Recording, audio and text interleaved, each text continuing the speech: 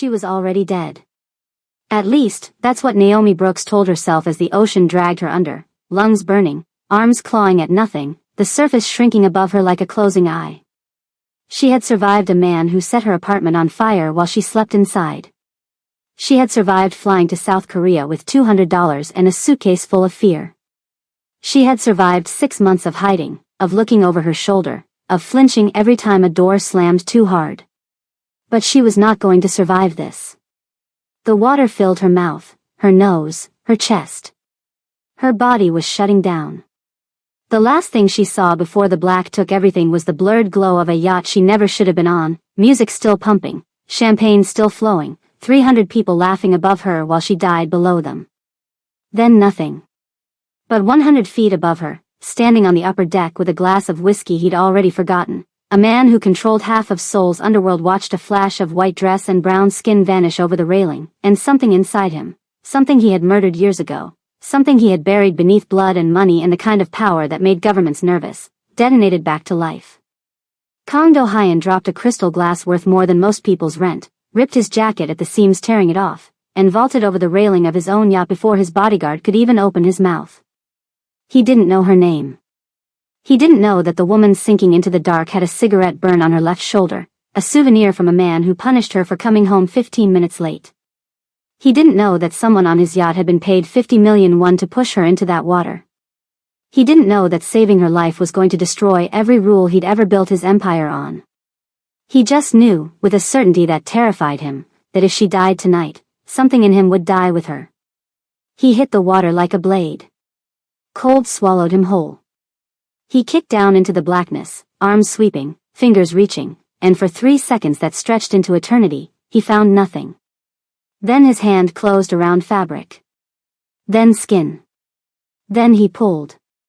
Now before I tell you what happened when he dragged her out of that water, and trust me, what comes next will leave your jaw on the floor, I need you to do something for me right now. Hit that subscribe button. Smash that like. And drop a comment telling me this. Would you trust a mafia boss with your life? Because this woman did. And nothing, absolutely nothing, was ever the same again. Let's get into it. Do-hyun broke the surface gasping, Naomi limp in his arms, her head rolling back, her braids heavy and dripping, her lips blue. He kicked toward the yacht's emergency ladder screaming for help in Korean, and Kang Do-hyun did not scream, had never screamed. His men would later say they didn't recognize his voice, and 2 of his soldiers were already reaching down, hauling her up onto the deck. Do-hyun pulled himself up after her, water pouring off his body, and dropped to his knees on the polished teak. She wasn't breathing. He tilted her chin. Pinched her nose. Breathed into her mouth once. Twice. Nothing. His hands were shaking. Kang Do-hyun's hands did not shake. They had held weapons, signed death warrants, gripped the throats of men who betrayed him, and they had never once trembled. They were trembling now. He breathed into her a 3rd time, and her body convulsed. She turned to the side and vomited seawater across the deck, choking, gasping, coughing so violently her whole frame seized. Alive. She was alive. The crowd had gathered. Phones were out. Someone was screaming for a doctor. Do-hyun didn't hear any of it. He was on his knees beside her, one hand on her back, watching her fingers claw at the deck like she was trying to grip the world and not let go, and when her eyes finally opened, brown, deep, wide, full of a terror that had nothing to do with drowning and everything to do with a life that had been trying to kill her long before tonight, they locked onto his face. "You're safe," he said in English. His voice was raw, scraped, nothing like the controlled instrument his men were used to. "I've got you. You're safe." Naomi stared up at him. Water dripped from his black hair onto her face. His jaw could cut glass. His eyes were dark and fierce and absolutely, completely fixed on hers as if she were the only person on the entire ocean. She opened her mouth. Nothing came out except another broken cough. Do-hyun turned to his right-hand man Jun, who was standing 3 feet away looking like he'd just watched his boss lose his mind. "Get the boat to shore. Now." Hyung, the guests, the party. Now, Jun. Jun didn't argue twice. He never did when Do-hyun used that voice. Within minutes the yacht was cutting through black water toward Houndy Beach.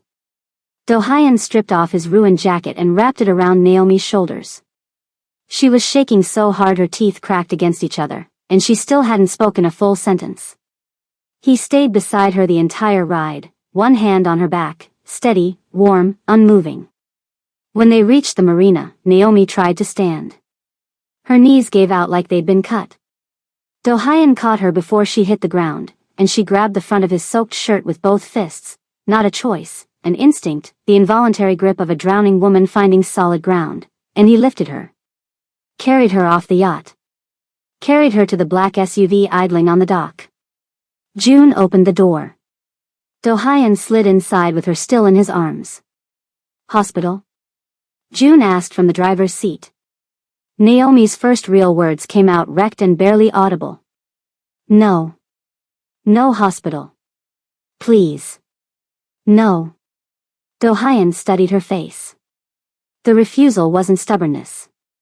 It was fear, specific, practiced, the kind born from needing to stay invisible. My house, he said. June's eyes hit the rearview mirror. He opened his mouth, thought about the 12 things he wanted to say, closed it, and drove. The ride was 30 minutes. Naomi pressed herself into the far corner of the back seat, wrapped in Do-hyun's jacket, staring out the window without seeing anything. Do-hyun sat on the opposite side, giving her space but watching her with an intensity that June found deeply, genuinely alarming. In 8 years of serving Kang Do-hyun, June had never seen him jump off anything for anyone. He'd once watched his boss walk past a burning car without breaking stride. Tonight this same man had screamed. The estate materialized out of the Busan hills, sprawling, modern, all dark stone and glass and security cameras blinking like mechanical stars. Inside, the marble floors echoed with their wet footsteps. A housekeeper appeared, assessed the situation in one glance, and vanished to prepare a room. Naomi stood in the entryway dripping salt water onto floors that probably cost more than her annual salary and looked around, at the art, the grand piano, the floor-to-ceiling windows framing the very ocean that had just tried to swallow her, and let out a sound that was half laugh, half sob. I'm dead, she said. This is the afterlife and it has really nice floors.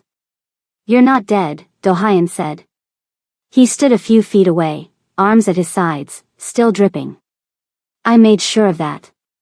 She looked at him, really looked, without salt water blurring her vision. Tall. Broad-shouldered. A face almost too beautiful to belong to someone who radiated this much quiet violence. His eyes met hers and something in them softened by exactly 1 degree, and that single degree hit Naomi harder than the ocean had. Why did you save me? She asked. You were drowning. People drown every day. You don't know me. You ruined a suit that probably costs more than my car and you don't even know my name. I don't own a suit I wouldn't ruin again. Silence. Heavy, electric, alive. Naomi, she said. Naomi Brooks. Kang Do-hyun. He said it like a door opening. She heard it like a warning and a promise at the same time. The housekeeper led her to a guest room that was larger than her entire apartment in Itaewon. Fresh clothes on the bed, an oversized black t-shirt and sweatpants that were unmistakably his, folded with the kind of care that suggested the housekeeper understood something about this situation that Naomi didn't yet. She showered for 20 minutes, standing under water that was hot and clean and nothing like the ocean, and pressed her fist against the tile wall and sobbed until her ribs ached. When she emerged, a tray waited on the nightstand, rice porridge, sliced fruit, warm barley tea. She ate like she hadn't eaten in days because she hadn't, not really, not the way a person eats when they feel safe enough to taste their food. When she finished, she sat on the edge of the bed, wrapped in a dead man's t-shirt in a Mafia boss's guest room at 2 a.m. in Busan, South Korea, and tried to piece together the series of catastrophic decisions that had delivered her to this exact moment. It started in Atlanta. 8 months ago. With Damian Cole. 6'2". Georgetown Law. Smile like a campaign poster. The kind of man your mother prayed for until you realized the prayers should have been for protection. Naomi spent 2 years inside that smile, 2 years of walking on eggshells so thin they were transparent, of learning to read his moods the way sailors read weather, of concealer over bruises and long sleeves in July, and the quiet, corrosive shame of loving someone who was slowly dismantling her. The cigarette burn came 7 months in. She'd gone to a coworker's birthday after work and come home at 10:15 instead of 10 o'clock. Damien was waiting in the kitchen. He didn't yell. He never yelled. He spoke in that calm, reasonable, terrifying voice and said, "You need to understand that when I worry, it's because I love you." Then he pressed the lit cigarette into her shoulder and held it there while she screamed. She stayed 4 more months after that. She would spend the rest of her life trying to forgive herself for those 4 months. The night she finally left, Damien discovered her packed suitcase, the one she'd hidden in the back of the closet for weeks, the one that represented every ounce of courage she'd been secretly stockpiling. He didn't hit her. He did something worse. He waited until she fell asleep and set fire to the apartment. She woke to smoke so thick she couldn't see her own hands. Made it out through the fire escape with her passport, her phone, and the suitcase. The investigation was ruled electrical. Damien's father, retired federal judge, old money, the kind of connections that could make evidence evaporate, saw to that. She flew to Seoul the next morning. Destiny Williams, college roommate, ride or die, currently teaching English in Hongdae, let her crash on the floor of a studio apartment the size of a walk-in closet and asked exactly 0 questions because Destiny knew how to read a bruise even under concealer. Naomi found work waitressing at a fusion restaurant in Itaewon. Saved what she could. Moved into her own shoebox apartment. Started building something that resembled a life. But Damien Cole was not a man who accepted loss. 2 weeks ago, the messages started. Unknown numbers. Photos of her walking to work. Photos of her apartment building taken from across the street. Then, 3 days ago, a text that stopped her heart. "You really thought Korea was far enough, baby?" She didn't go to the police. She knew how that story ended for women like her.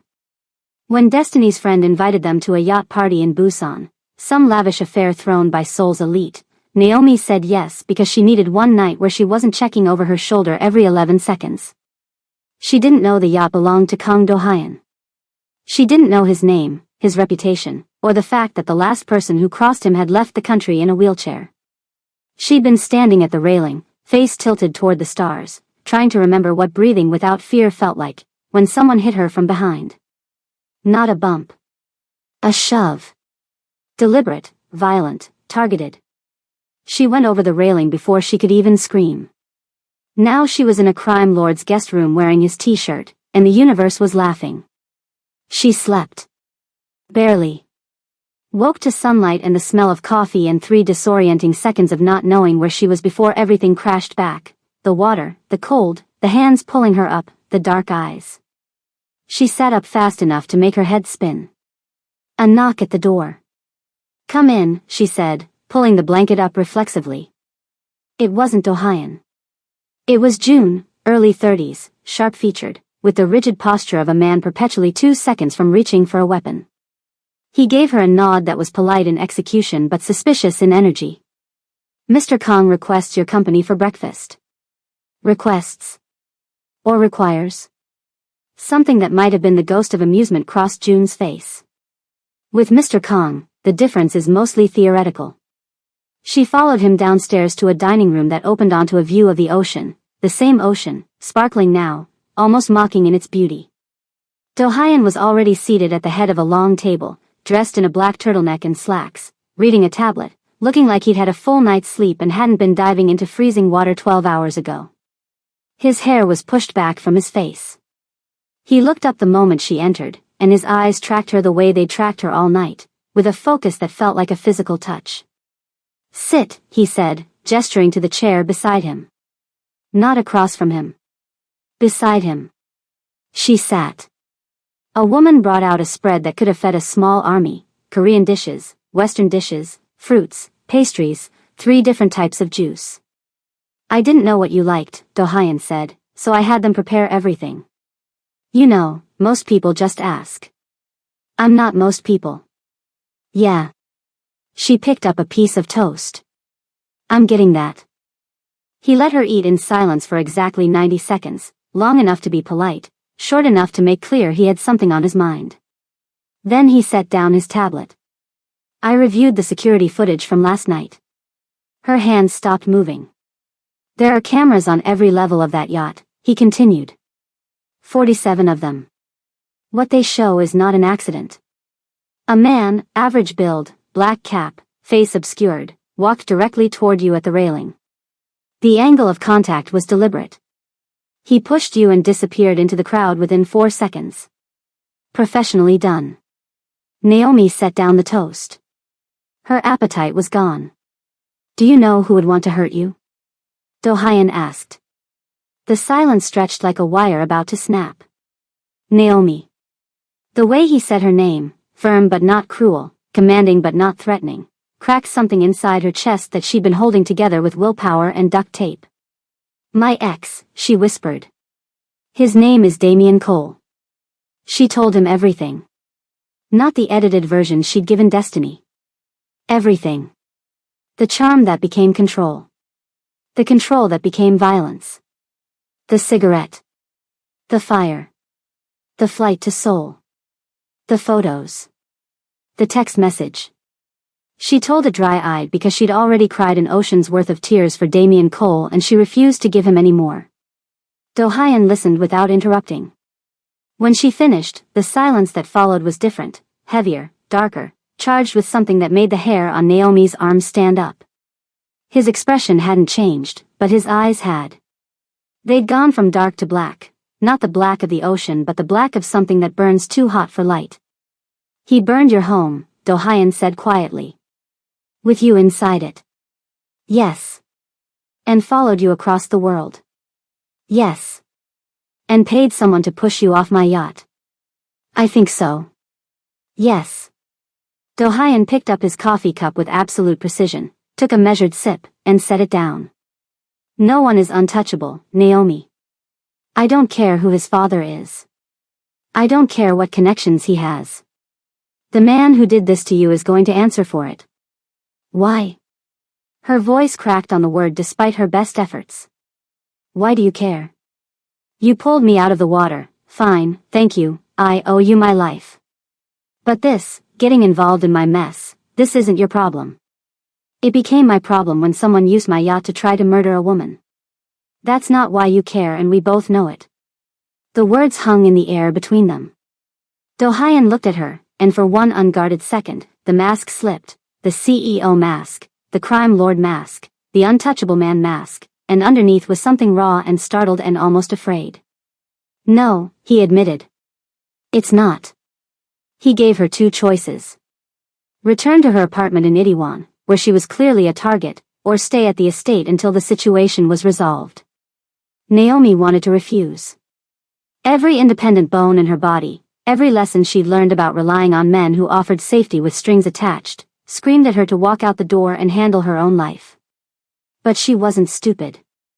And the man offering protection was the first person in a very long time who'd looked at her bruises and responded with fury on her behalf instead of excuses for the man who'd made them. She stayed. The first 2 days were strange, suspended between danger and domesticity. Do-hyun left early for what June vaguely called business and returned late, and Naomi drifted through the estate like a well-fed ghost, afraid to touch anything that looked breakable, which was everything. She found the library on the 2nd floor, floor-to-ceiling shelves, leather chairs, the smell of old paper, and read 3 books in 2 days. She found the kitchen, and out of restlessness born from years of soothing her anxiety through cooking, she started making food. The housekeeper, a tiny woman named Mrs. Park who communicated primarily through eyebrow movements, helped her source ingredients. Naomi made jollof rice first, her grandmother's recipe, the one that had been passed down through 4 generations, the one that tasted like Lagos and Mississippi and home. Then chin-chin. Then a sweet potato pie that filled the entire first floor with the smell of butter and cinnamon and brown sugar. June appeared in the kitchen doorway, drawn by the scent like a man under a spell. He stood there with his arms crossed and his weapon visible on his hip and stared at the pie with naked suspicion. What is that? He asked. Sweet potato pie. Want some? I'm on duty. June, it's pie, not a security breach. He hesitated. The internal war between professional distrust and the undeniable smell of baked perfection played across his face in real time. He took a piece. Bit into it. Chewed. His expression didn't change, but his eyes closed for half a second. "It's acceptable," he said, and immediately took a second piece. High praise from a man with a gun. Something shifted in June's posture, just slightly, just enough. He leaned against the doorframe instead of standing at attention. "You're not what I expected," he said. "What did you expect?" "I don't know. Someone who needed more rescuing. I've been rescuing myself since I was 16, June. The ocean just caught me on an off night." He looked at her for a long moment. "My mother," he said quietly, and stopped. The pause was so uncharacteristic. June, who spoke in clipped, efficient sentences like words were ammunition he couldn't waste, that Naomi set down the knife she was holding. "My mother was in a situation," he continued, his jaw tight. "Similar to yours. When I was young. A man who, it doesn't matter. She got out. Eventually. But it took years and it cost her things she never got back." He met Naomi's eyes. Do Hyun-hyung is a lot of things. Dangerous. Ruthless. Sometimes terrifying. But he is not that kind of man. I need you to know that. Naomi nodded slowly. "Thank you, June." He straightened up, back to full military posture, took a third piece of pie, and walked out without another word. That evening, Do Hyun came home early. Naomi was in the kitchen again, Thames playing low from her phone, hips swaying as she stirred a pot of egusi soup. She didn't hear him come in. He stood in the doorway watching her, the way she moved, the way the light caught the curve of her neck, the way she hummed along to the music like someone who'd briefly forgotten they were being hunted, and something that had been locked behind his ribs for years threw itself against the bars. "You cook," he said. She startled so hard the spoon clattered against the pot. "You have got to stop materializing like that. Are you a person or a haunting? I've been told the distinction is unclear." He walked closer, leaned over the pot. "What is this?" "Egusi soup. My grandmother's recipe. She was Nigerian, married my granddad in Mississippi in 1962. Taught me everything she knew before she passed." He inhaled over the pot. "It smells like something that could change a person. You haven't even tried it yet." "I know quality when I encounter it, Naomi." The way he said it, low, deliberate, his eyes not on the soup at all, made heat bloom across her skin. They ate together. Do Hyun consumed 3 full bowls of egusi soup over rice in focused silence, which she was quickly learning was his highest form of compliment. Over dinner, she asked the question she'd been circling for days. "What do you actually do? And if you say business, I'm throwing this spoon at you." The corner of his mouth twitched. He set down his chopsticks. "My family has controlled certain industries in Korea for 3 generations. Construction. Shipping. Entertainment. Import-export. Some of it operates within the law. Some of it operates adjacent to the law. Some of it operates like the law doesn't exist. I was going to say, requires creative interpretation of regulatory frameworks. So you're a gangster. I'm a businessman. Do Hyun. With occasionally extra-legal methods of conflict resolution." He held her gaze. "My father built this empire. When he retired, I inherited everything, the power, the money, the enemies, and every drop of blood that was spilled building it. I didn't choose this life. But I've chosen how I live it." "And how do you live it?" "Ruthlessly. Efficiently. And until very recently, alone." The word alone landed between them like a stone in still water, ripples spreading outward. "Doesn't it weigh on you?" she asked softly. "The things you must have to do?" His jaw tightened. "My father once broke a man's hands with a hammer in our dining room. I was 12. I sat in the next room doing homework and listening to someone scream. By 18, I'd seen things that most people couldn't survive. Does it weigh on me?" He paused. "Some of it weighs on me every day. But I carry it because the alternative is someone worse carrying it instead. That doesn't make you a bad person. You don't have enough information to make that judgment. I have enough. I watched a man ruin a very expensive suit to pull a stranger out of the ocean. I watched him carry that stranger off a yacht and feed her and give her his clothes and look at her like, she stopped. Like what? Like she mattered. The silence that followed was so dense it had its own gravity. Do-hyun stared at her across the table, and Naomi watched every wall he'd ever constructed tremble. Then his phone rang. He answered it, listened for 15 seconds, and his entire being transformed. Warmth vanished. Tenderness evaporated. What replaced it was something cold and precise and lethal, the version of Kang Do-hyun that made powerful men lose sleep. Where? He said into the phone. Then, don't let him move. He hung up. What happened? Naomi asked. My team found the man who pushed you. His name is Park Sungjin. He's a private contractor, hired muscle. He was paid 50 million won to push you overboard and make it look like a drunken accident. Naomi's blood went cold. Paid by who? The payment was routed through 3 shell companies, but the origin account is linked to a firm called Cole and Associates. The room tilted. That's Damien's law firm. Yes. He paid someone to murder me. He paid someone to try. Do-hyun's voice was ice over iron. He failed. And now the man he hired is in a room with my people, and he is going to tell me everything. He turned to leave. Do-hyun. He stopped. Be careful. Something flickered across his face. That's not usually a concern people have on my behalf. Well, I'm concerned. Deal with it.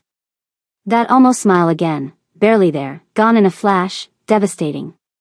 Then he walked out, and Naomi was alone with cooling soup and a racing heart and the growing, terrifying realization that she was developing feelings for a man whose hands did things in the dark that she couldn't let herself think about. He didn't come home that night. He returned just before dawn. Naomi, who hadn't slept, heard his footsteps in the corridor and opened her door. He was standing in the hallway in all black, and there was blood on his knuckles. He saw her clock it and put his hands in his pockets. He talked, Do-hyun said. What did he say? Damien Cole arrived in Seoul 5 days ago under a false passport. He's been staying at the Grand Hyatt under a fake name. Park was his primary contractor but not his only one, there's a backup plan. A timeline. Damien wants this finished before the end of the month. Finished, Naomi repeated. The word tasted like ash. I've already put surveillance on the Grand Hyatt.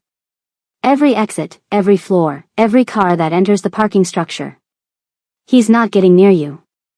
Naomi leaned against the doorframe. Her body was exhausted but her mind was a hurricane. This is insane. This whole situation is insane.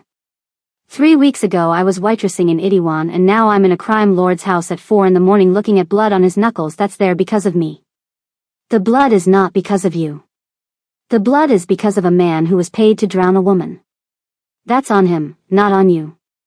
You know what I mean. I do. And I need you to hear me when I say this. He stepped closer.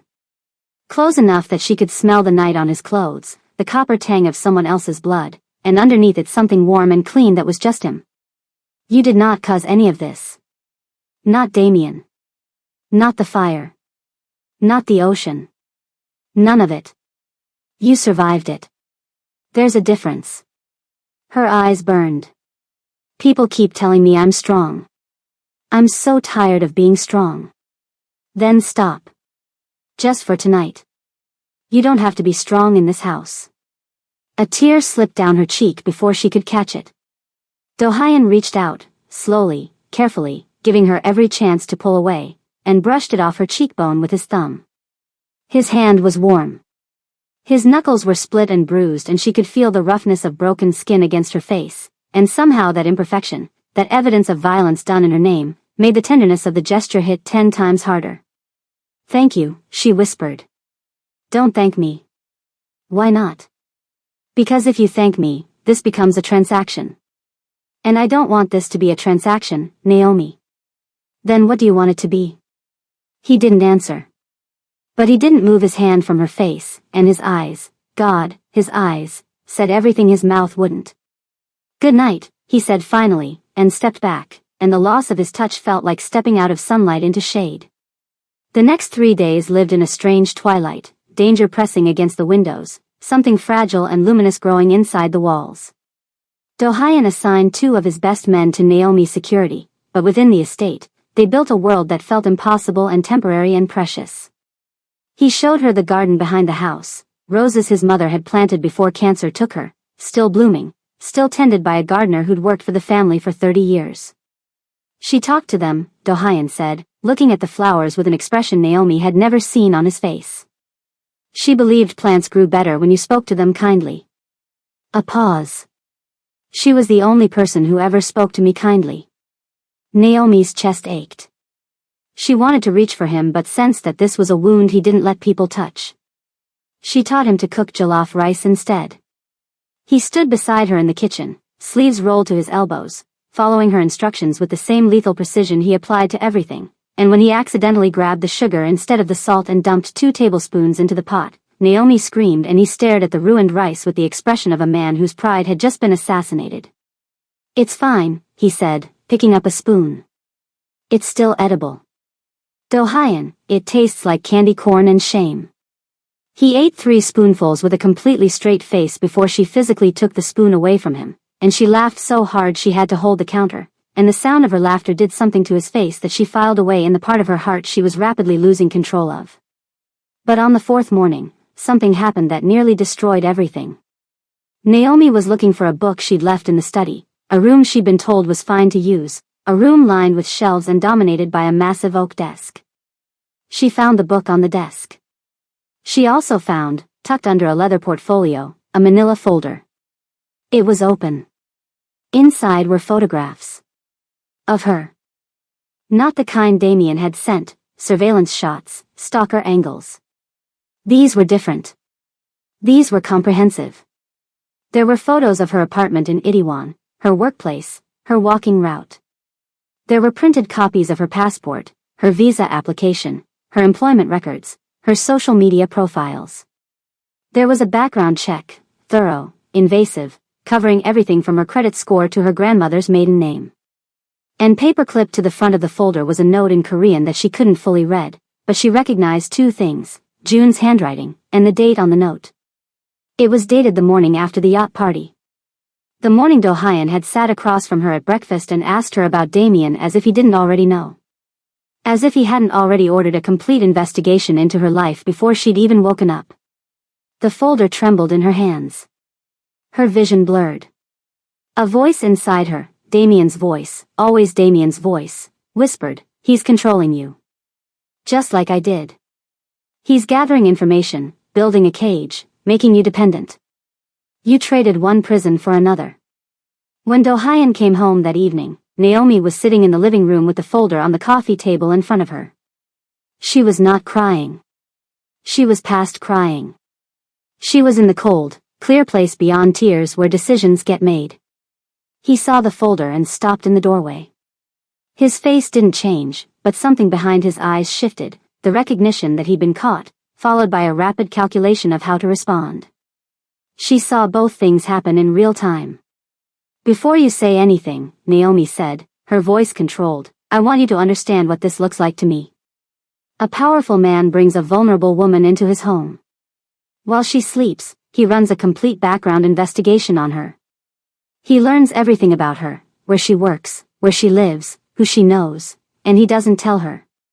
Instead, he sits across from her at breakfast and asks questions he already knows the answers to." She looked at him. "That's what Damien did. He researched me before our first date. He knew my class schedule, my friends' names, my mother's address. I thought it was romantic. It was surveillance." Do-hyun stood very still. "I am not Damien." "Then explain this." "I run background checks on everyone who comes into proximity with my life. Every person at that yacht party was investigated. Every server, every guest, every crew member. It's protocol. It's security. It's how I've stayed alive in a world where people try to kill me on a regular basis. That's not good enough. No, he said quietly. It's not. He walked into the room and sat down across from her, not beside her, across, giving her the distance she was silently demanding. You're right. I should have told you. I had that information the morning after the yacht, and I chose not to share it because I was afraid that if you knew I'd investigated you, you'd leave. And I didn't want you to leave. That was selfish. That was a choice made out of fear, and you deserve better than decisions made by men who are afraid of losing you. Naomi stared at him. The honesty of it, the raw, unvarnished admission of selfishness and fear from a man who projected invincibility like armor, cracked through her defenses.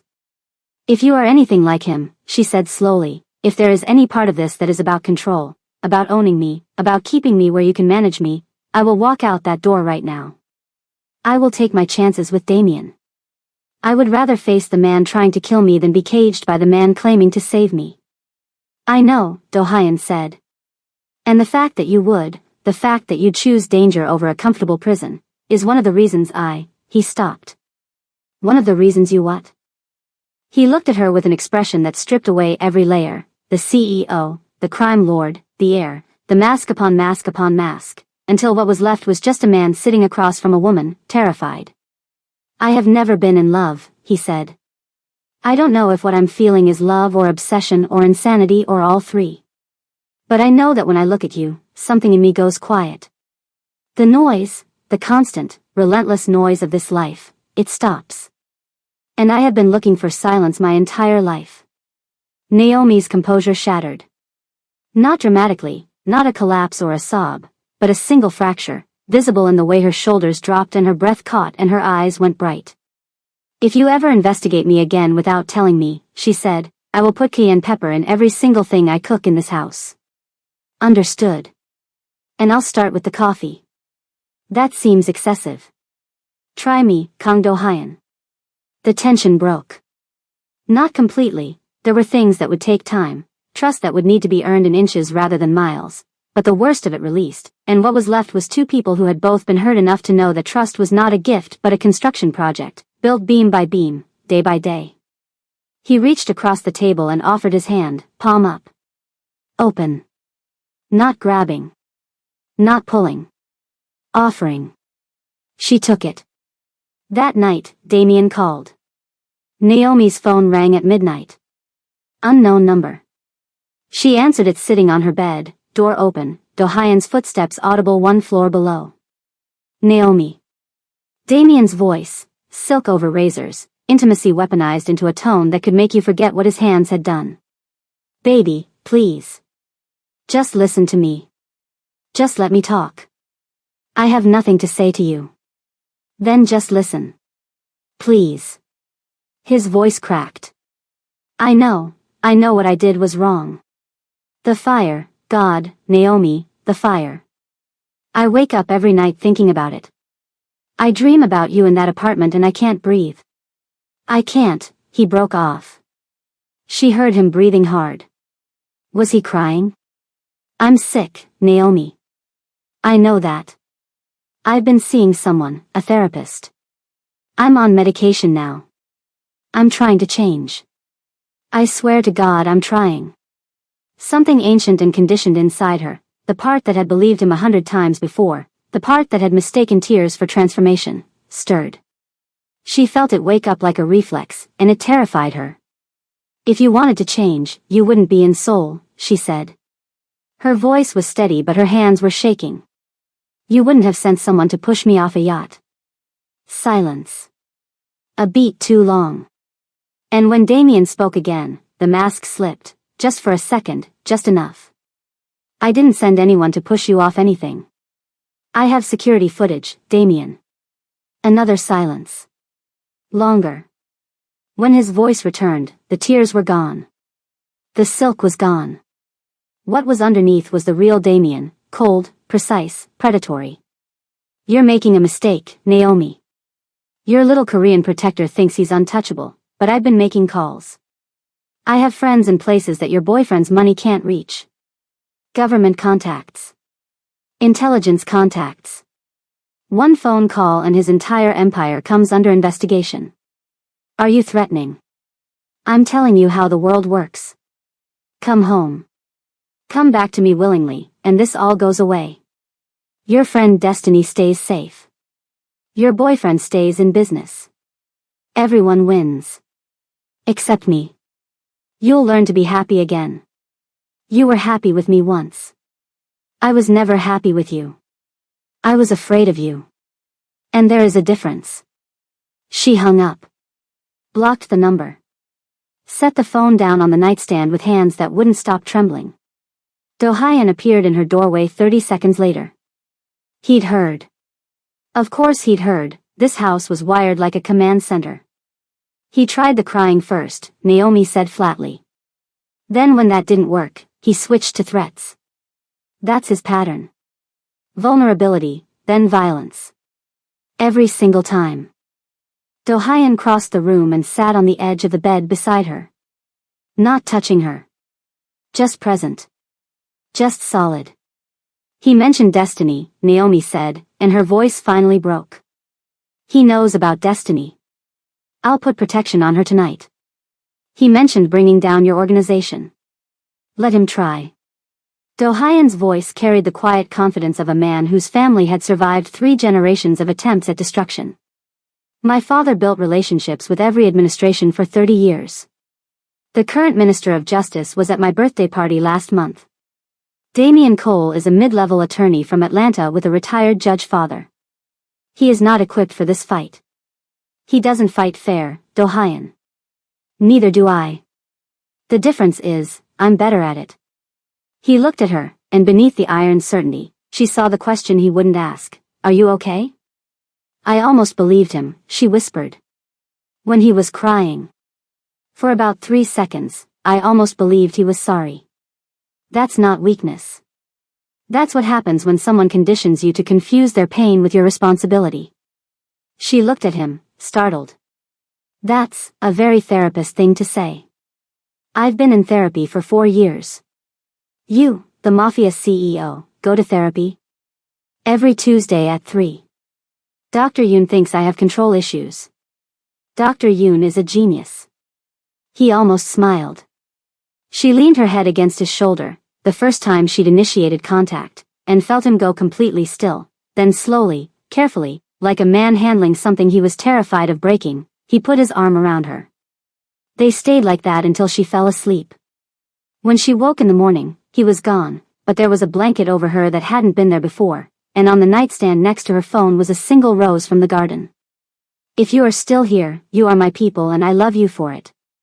Do me a favor, hit that like button right now and drop a comment telling me your favorite moments so far. And if you haven't subscribed, what are we even doing? Subscribe now because what happens next is going to change everything. Let's keep going. But the walls were closing in from a direction Naomi didn't expect. Choi Yun-sik had been Do-hyun's rival for years, the head of a competing organization, silver-templed and smiling and patient in the way that venomous things are patient. He'd been circling Do-hyun's territory, probing for weakness, and he'd found it in the form of a woman from Atlanta who'd moved into the Kang estate. The attacks came fast. 2 of Do-hyun's business fronts raided by police, anonymous tips. A shipping container worth 3 billion won seized at the port. A key business partner suddenly terminating a decade-long contract. And then, worst of all, a rumor, circulated through the Seoul underworld with surgical precision, that Kang Do-hyun had gone soft. That a woman had compromised him. That the empire was vulnerable. Do-hyun handled each blow with the mechanical efficiency of a man who'd been fighting his entire life, but Naomi could see the toll. He came home later. Ate less. The space between his eyebrows held a permanent furrow that hadn't been there 2 weeks ago. She wanted to help. She felt useless. She felt like a liability. She started thinking about leaving, not back to Damien, never back to Damien, but away from Do-hyun. Away from the damage her presence was causing. She was standing in the kitchen one night, staring at a pot of stew she didn't remember making, when Do-hyun walked in and read her face like a book. You're thinking about leaving, he said. I'm thinking about the fact that my being here is destroying your life. My life was destruction long before you arrived. You're the first thing in it worth protecting. That's a beautiful sentence, Do-hyun, but it doesn't change the fact that it changes everything. He crossed the room and stood in front of her, close enough that she had to tilt her head back to look at him. I have spent 34 years building something that I was told mattered, an empire, a legacy, a name. And it was empty, Naomi. All of it. I sat in boardrooms and penthouses and on yachts surrounded by hundreds of people, and I was the loneliest man in any room I walked into. Then you fell into the ocean and I jumped in after you, and for the first time in my life I did something that wasn't calculated. That wasn't strategic. That was just human. Her eyes burned. I can't be the thing that brings your world down. You won't be. You'll be the thing that makes it worth having. She kissed him. Not the tentative question of a first kiss. This was an answer, a declaration, a surrender to the gravitational force that had been pulling them together since the moment his hand found her in the dark water. Her fingers tangled in his hair. His hands gripped her waist and pulled her closer, and the kiss deepened into something that burned through every rational thought either of them had left. Tell me to stop, he murmured against her mouth. If you stop, I will never cook for you again. That's the most terrifying threat anyone has ever made to me. She laughed into the kiss, and he lifted her, effortlessly, impossibly, and carried her from the kitchen through the hallway to his bedroom, a room she'd never entered, all dark wood and white linen and windows that held the city lights like captured stars. He set her down and stepped back, and the space between them vibrated. Are you sure? He asked. His voice was rough, strained, the voice of a man using every ounce of his considerable control to give her the choice. Do-hyun. I need to hear you say it. I'm sure. I have never been more sure of anything. He closed the distance between them.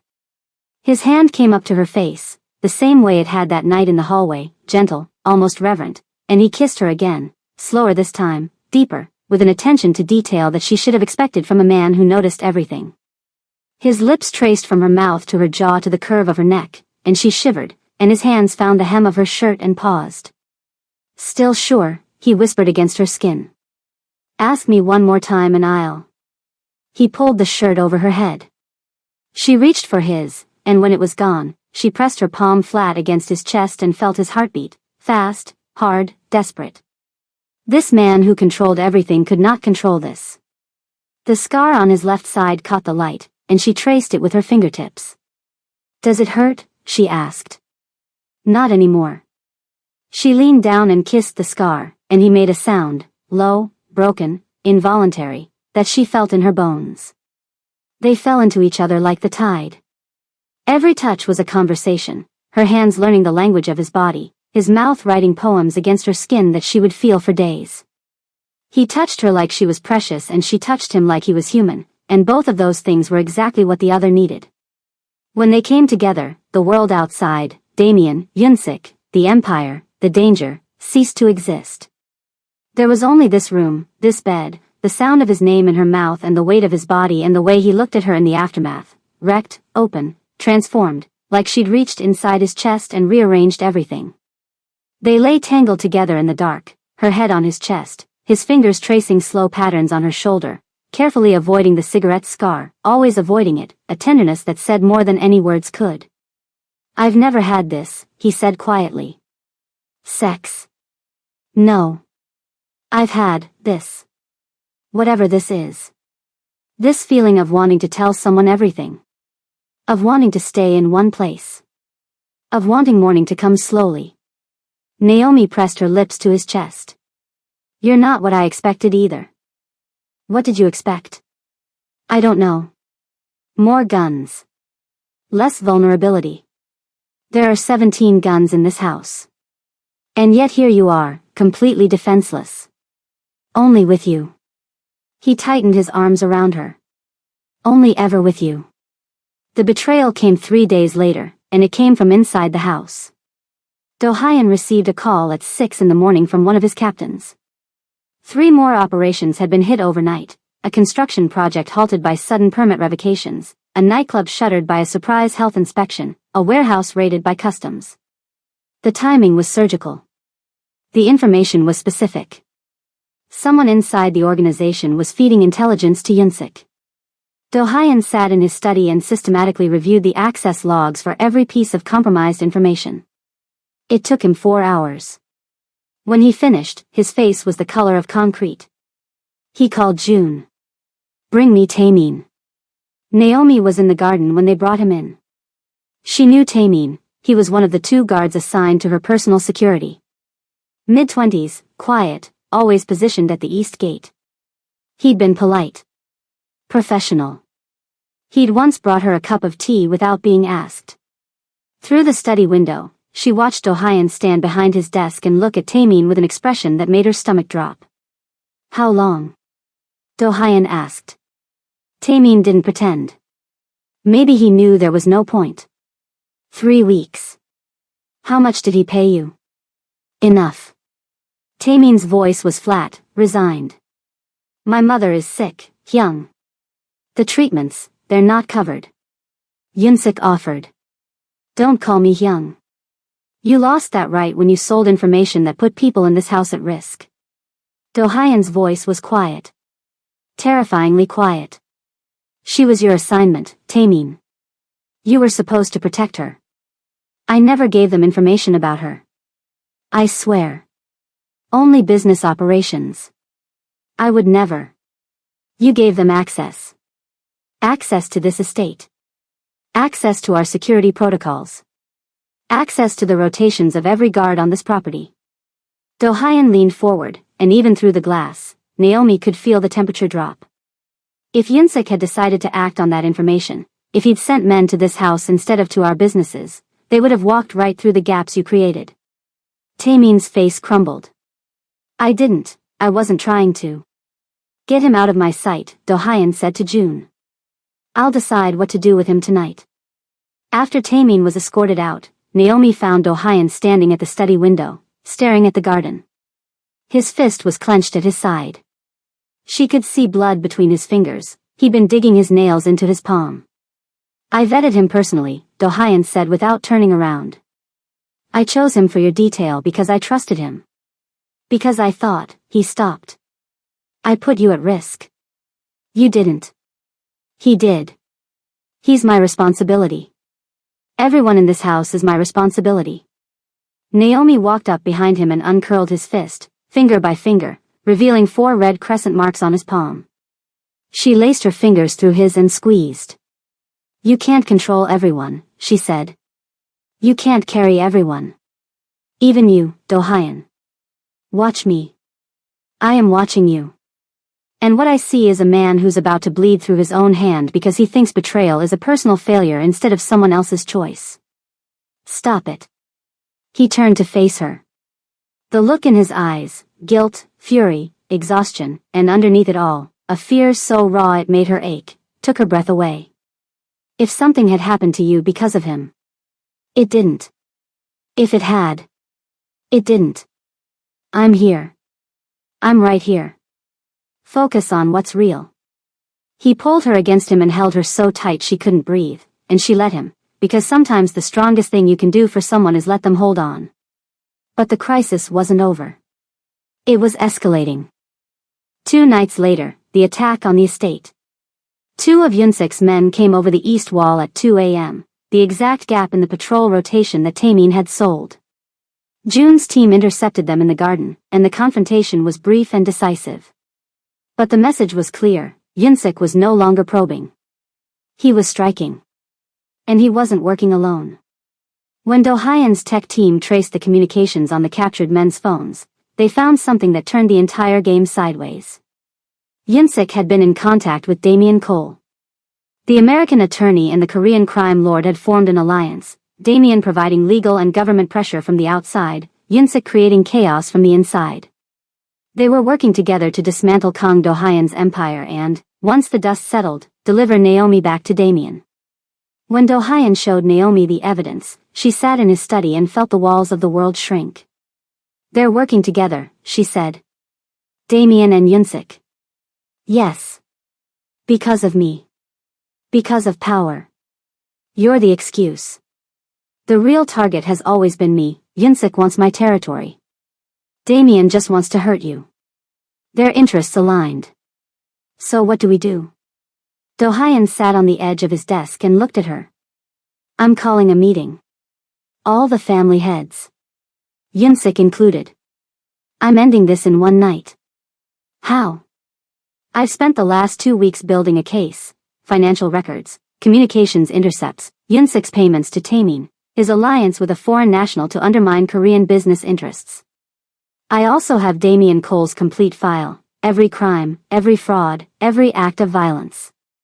When I lay it all out in front of the 5 families, Yunsik will have 2 choices, walk away or be destroyed. And Damian? Damian is going to answer to me personally. The meeting was held in a private room at a restaurant Dohayan owned in Gangnam. 12 men around a table. Power like a physical presence in the room. Naomi watched from a security feed in the SUV outside, June beside her, both of them barely breathing. Choi Yunsik arrived with the confidence of a man who believed his position was secure. He sat across from Dohayan with a smile that made Naomi's skin crawl even through a screen. Dohyana, Yunsik said, deliberately informal. So good of you to finally emerge from your love nest. I was beginning to think you'd retired. The room was silent. Everyone felt the shift. I have a presentation for you, Dohayan said, and placed a tablet on the table. What followed was a systematic, surgical, devastating dismantling, recordings, financial transfers, emails, the full architecture of Yunsik's conspiracy laid bare. His payments to Taemin. His coordination with Damian Cole. His plans to destabilize Kong operations and seize territory during the chaos. Yunsik's smile died. His lieutenants shifted. The other family heads watched with the cold calculation of men who understood that they were witnessing the end of someone's career. You betrayed the code, Dohayan said, his voice carrying the weight of 3 generations of authority. You allied with a foreign criminal to undermine a Korean family. You threatened a woman under my protection. And you did it all because you thought I'd gone soft. He leaned forward. I went to Wharton, Yunsik SSI. I went to KST. I run a multi-billion-won operation across 12 industries. I have maintained this family's position against every challenge for 8 years. I dove into the ocean to save a woman's life.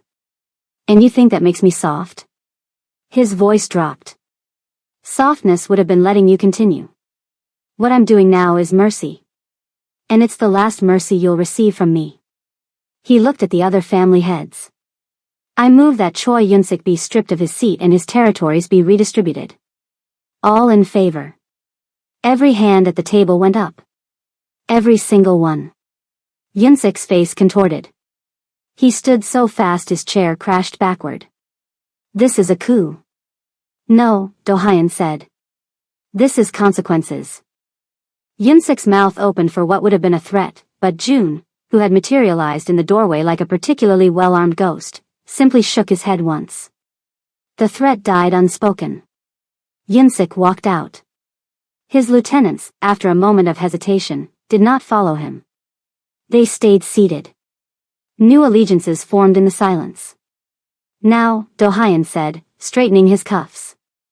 There's the matter of Damian Cole. But Damian, it turned out, was already making his move. Naomi's phone rang in the SUV. It was Destiny. Naomi, Destiny's voice was choked, shaking, barely intelligible. Naomi, there's someone in my apartment.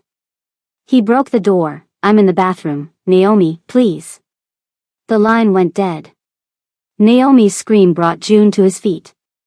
She was already calling back, no answer, no answer, no answer. Her hands shook so violently she could barely hold the phone. Destiny. He has destiny. Oh God, oh God. June was on his radio. Dohayan was out of the restaurant and in the SUV within 90 seconds. When Naomi told him, his face went through a transformation that she would never forget, from controlled to volcanic in the space of a single heartbeat. Get a team to her apartment now, he barked at June. And find Damian Cole. The convoy tore through Seoul. They reached Destiny's building in Itaewon in 22 minutes. The apartment door was hanging off its hinges. Inside was chaos, furniture smashed, dishes shattered, Destiny's belongings scattered like aftermath. And on the wall, painted in dripping red letters, "Come home or she dies." Naomi's knees buckled. Dohayan caught her. He always caught her. I'm going to find her, he said, his hands on her shoulders, his eyes locked on hers with an intensity that bordered on physical force. I need you to trust me. I trust you. But Do-hyun, she's all I have. She's the reason I survived coming here. If anything happens to her, nothing is going to happen to her. His team found Damien in 41 minutes. A warehouse in Incheon, near the port. Thermal imaging from a drone showed 2 heat signatures, one seated, one standing. Destiny was alive. Naomi demanded to come. Do-hyun refused. The argument that followed was the most intense they'd ever had, not a fight exactly, but a collision of 2 equally immovable forces. He wants me, Naomi said. I walk in, he releases Destiny. That's the trade. You are not walking into a building with a man who has tried to kill you. She is my best friend. She is in that warehouse because of me. I am not sitting in a car while other people risk their lives for my mistake. Loving you is not a mistake. The words stopped her cold. He'd never said it before, not directly, not those words. He seemed to realize what he'd said a beat after it left his mouth, and something flickered across his face, surprise at himself. Come with me, Naomi said, quieter now. Walk in with me. Let him see exactly what he's up against. Do-hyun stared at her for a long moment. If anything happens to you in there, I will take the city apart. I know. That's why nothing is going to happen. The warehouse was cavernous, cold, lit by a single industrial bulb that turned everything the color of old bone. Damien Cole stood in the center of the space like he'd staged it, and knowing Damien, he had. He wore a tailored coat. His posture was relaxed, almost casual, as if kidnapping were a social engagement. Behind him, Destiny was bound to a metal chair, duct tape over her mouth, her face bruised and swollen, her eyes wide with terror. When she saw Naomi, she started screaming through the tape. Damien smiled. There she is. My girl. I was never your girl. Naomi walked forward, Do-hyun half a step behind her, a wall of controlled devastation. Let her go, Damien. Come home with me. Willingly. And she walks out alive. That's not going to happen. Then we have a problem. Damien pulled back his coat to reveal a handgun. Because I didn't come all this way to leave empty-handed. You came all this way because you can't accept that a woman chose herself over you, Naomi said. Her voice was steel and fire and every ounce of strength she'd built in the months since she'd left him.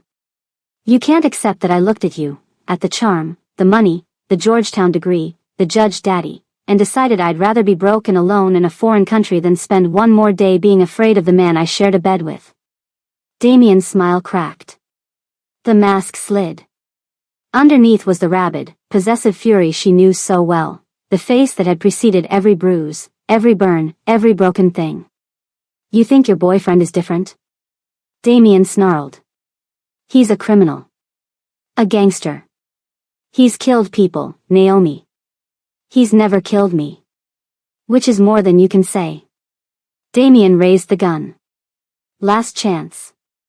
Put the weapon down, Do-hyun said, stepping forward, his voice dropping to a register that vibrated through the concrete floor, or the men on the roof will end this conversation for you.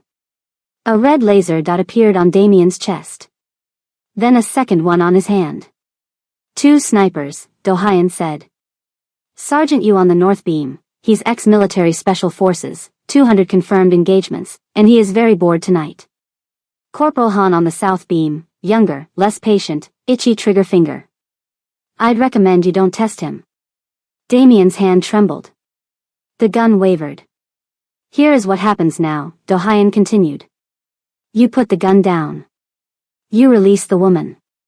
And then. Damien moved. Not toward the ground, toward Naomi.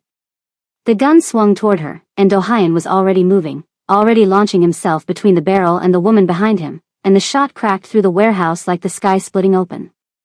Do-hyun hit the ground. Naomi screamed, a sound that tore out of her throat and echoed off the walls and would live in her nightmares for years. The red laser dots converged on Damien instantly, and a second shot rang out from above, Sergeant Yu, who did not in fact miss, and Damien's gun spun out of his hand as the bullet shattered his wrist. He crumpled, screaming. Naomi was on her knees beside Do-hyun. Blood, so much blood, spreading across his left side, soaking through his black shirt. The bullet had hit below his ribs. Near the old scar. Near the kidney that had been missed by 2 centimeters a decade ago. No. No, no, no. Do-hyun. Do-hyun, look at me. His eyes found hers. Pain made them glassy, but they focused on her face with that same impossible intensity, that same look he'd given her on the deck of the yacht when she came back to life. You're okay, he managed. His hand found hers and gripped it. You're not hurt? I'm not, you idiot, you absolute idiot, you stepped in front of a gun. Had to. His voice was fading, his grip weakening. Couldn't let him, couldn't. Stay with me. Do-hyun, stay with me.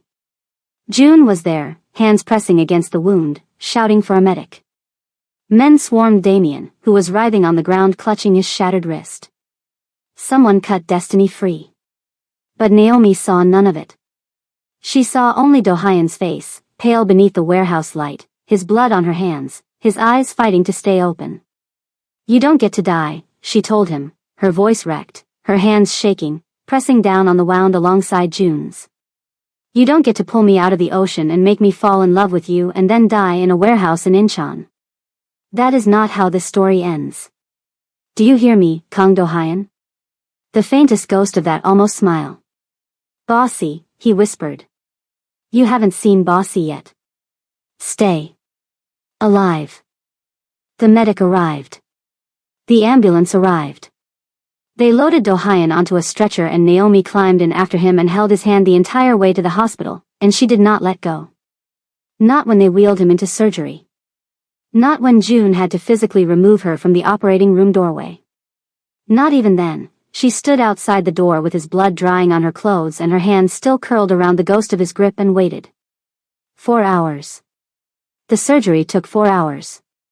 June sat beside her in the hallway, silent, rigid, his face a mask that she recognized now as barely contained terror. This was not just his boss. This was his brother. His family. He's too stubborn to die, June said quietly. I know. He once got stabbed in a negotiation and finished the meeting before going to the hospital. Closed the deal while bleeding into his shoe. That's the most Do-hyun thing I've ever heard. June almost smiled. Almost. He's different since you came. You know that. Different how? Quieter. Not less intense. But the noise in him. It's less. June looked at her. You make him less loud inside. Naomi's tears fell silently. The surgeon emerged at 5 a.m. The bullet had nicked his spleen. They'd repaired the damage. He'd lost significant blood, but he was stable. He was alive. Naomi walked into his room and found him lying in a hospital bed looking pale and diminished and more human than she'd ever seen him. His eyes opened when she sat down beside him. Damien, he asked. His first word. In custody. Shattered wrist. Federal agents are already involved.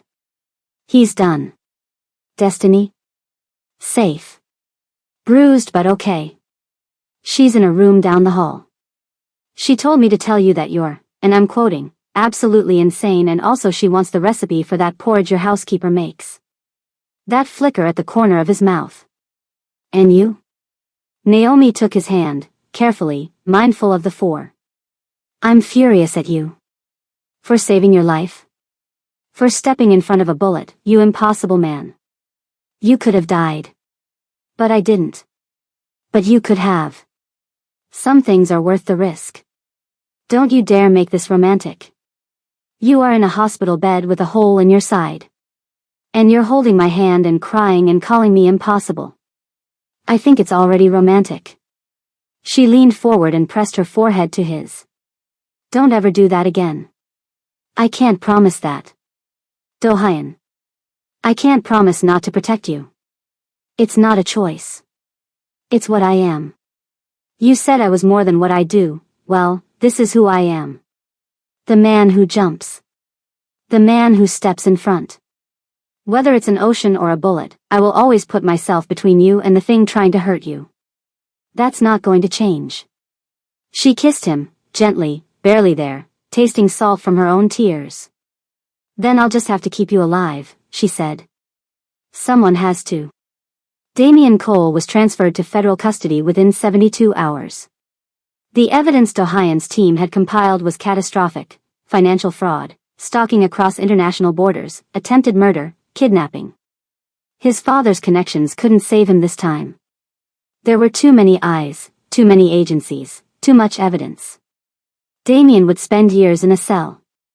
The man who had set fire to Naomi's life would finally burn in his own. Choi Yun-sik, stripped of his territories and his alliances, fled to Japan. His accounts were frozen. His businesses were dissolved. Within a month, the name Choi Yun-sik was spoken only in past tense, a cautionary tale about what happened when you mistook compassion for weakness. Do-hyun spent a week in the hospital. Naomi was there every day, every single day, sitting in the chair beside his bed, reading to him, arguing with him about his refusal to eat the hospital food. It's nutritionally designed for recovery, Do-hyun. It tastes like cardboard and regret. Eat it or I'll tell the nurse you tried to get up at 3 a.m. You wouldn't. Try me, and falling deeper into something that had stopped being scary and started being simply, terrifyingly real. Destiny visited on day 3, still sporting a bruised jaw and a black eye that she'd somehow made look almost stylish with the right earrings. So, Destiny said, settling into the other chair and looking at Do-hyun with the assessing gaze of a woman who had been duct taped to a chair because of him. You took a bullet for my best friend. I did. And you dove off a yacht for her.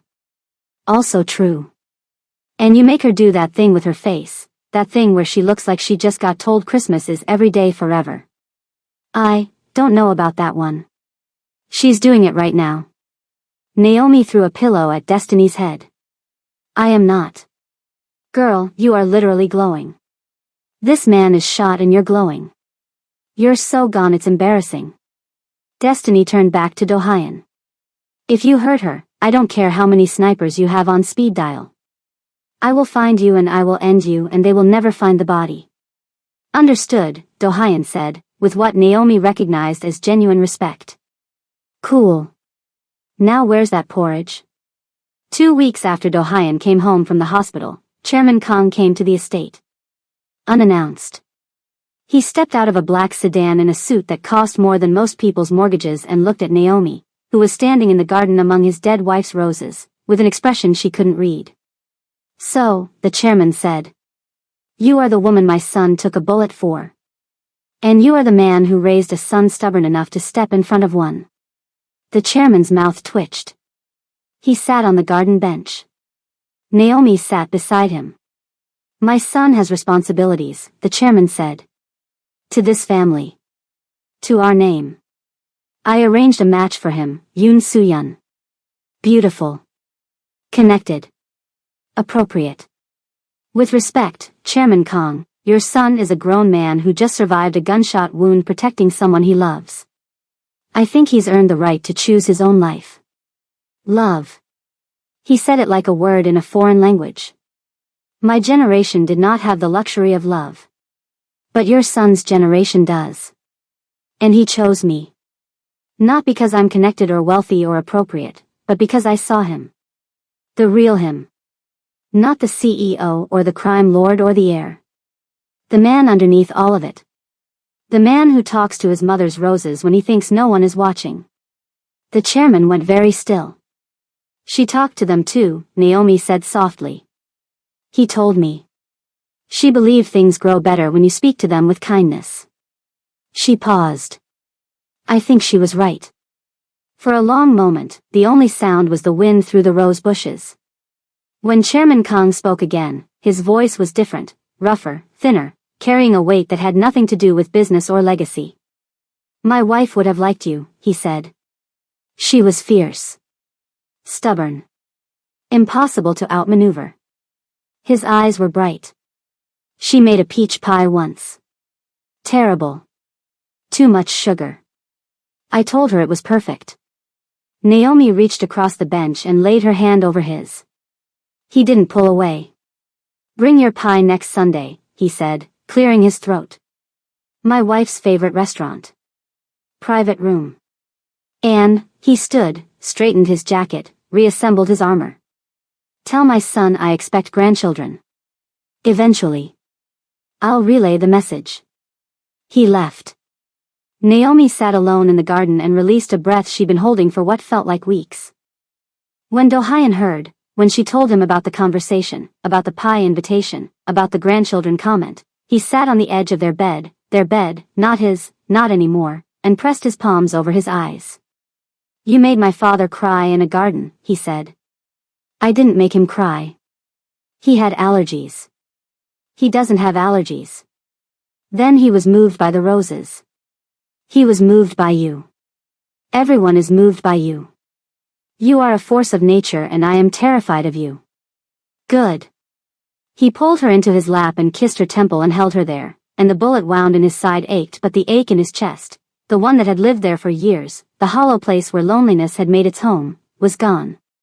Sunday dinner was held at a Hanok restaurant in Buckshin, private room, low tables, the kind of food that tasted like a country's memory. Naomi wore a dress the color of deep emerald and carried a sweet potato pie in a box and walked in like she owned the place because her grandmother raised her to own every room she entered, regardless of whether anyone in it expected her to. The chairman stood when she entered. A small gesture. An enormous one. They ate. They talked. The formality softened by degrees as the evening progressed, the chairman asking about her grandmother, her cooking, her plans. Naomi answering with the directness that was both her gift and her weapon. When the pie was served, the chairman took one bite, set his fork down, closed his eyes, and was quiet for a very long time. This, he said finally, is what my wife's pie wanted to be. Do-hyun looked at his father. His father looked at him. 34 years of expectation, pressure, disappointment, and unspoken love moved between them in a single glance. She stays, the chairman said. It wasn't a question. She stays, Do-hyun confirmed. The chairman picked up his fork and took another bite of pie and said nothing else, because nothing else needed to be said. 3 weeks later, on an evening when the sky looked like it had been painted by someone who believed in second chances, Do-hyun took Naomi to the beach. Houndy. The exact spot below where the yacht had been anchored the night the ocean tried to take her. The water was calm now, golden, glittering, gentle, as if apologizing. I want to show you something, he said. He produced a small velvet box, and Naomi's heart exited her body. This is not a proposal, he said quickly. Not yet. We've known each other for 2 months and I'm intense but I'm not clinically insane. The jury's still out on that. He opened the box. Inside was a ring, a thin band of white gold with a single black pearl set into it, iridescent, luminous, impossibly beautiful. In Korea, he said, the black pearl represents something beautiful created under pressure. Something that shouldn't exist but does. Something that took pain and darkness and turned it into light. He took the ring out and held it between them. You fell into the darkest water I've ever seen and you came out breathing. You faced a man who tried to destroy you and you stood taller than he ever was. You walked into my world, a world of blood and power and men who mistake cruelty for strength, and you changed it. You changed me. Tears streamed down Naomi's face. She didn't bother wiping them. This ring is a promise, he continued. That I will stand beside you. That I will never make you feel small. That every scar you carry, his and mine and the world's, will be met with hands that know the difference between holding and hurting. His voice roughened. And when the time is right, when we've built something that can survive anything, and I think we already have, I will come back to this beach with a different ring and a different question. He slid the ring onto her finger. It fit perfectly. How did you know my size? She whispered. I measured your finger while you were sleeping. That's creepy. That's thorough. That's what you said last time. It's still accurate. She grabbed his face and kissed him, deep, fierce, full of gratitude and desire and the unshakable certainty that this man, this impossible, dangerous, beautiful, stubborn, bullet-catching, pie-eating, rose-talking man, was hers. The ocean whispered behind them.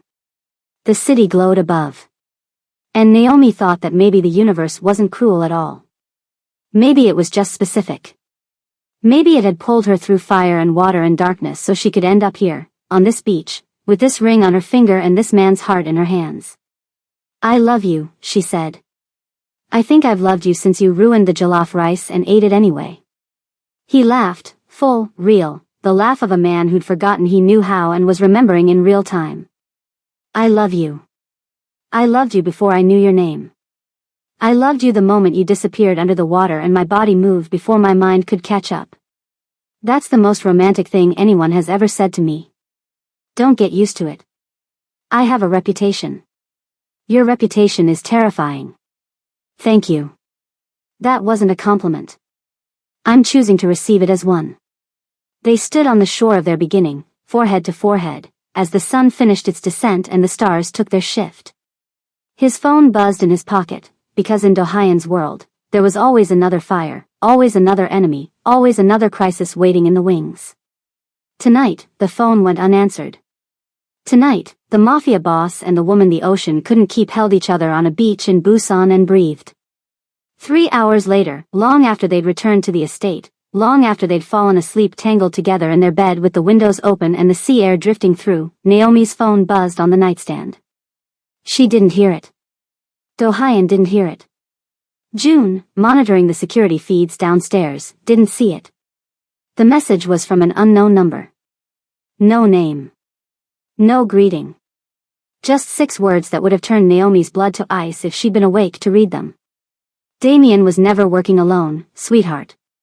And attached to the message was a photograph, grainy, taken from a distance, but unmistakable. It was a photo of Naomi and Do-hyun on the beach from that evening. The angle of the shot was from above. From the roof of a building that Do-hyun's security had already swept and cleared. Someone had been watching. Someone was still watching. And whoever they were closer than anyone knew. Now. If you are sitting there with your heart pounding and your jaw on the floor and your mind spinning with questions, who sent that message, how deep does this go, and is Naomi truly safe or has the real danger just begun, then you already know what you need to do. Subscribe to this channel right now. Turn on those notifications. Because part 2 of this story is coming and I promise you, what happens next will make everything you just heard feel like the warm-up. Drop a comment right now telling me who you think sent that message. Like this video so hard your screen cracks. Share it with every person you know who deserves a love story that hits different. I love you all. Stay blessed. Stay beautiful. And remember, some people are worth diving into the ocean for. See you in the next one.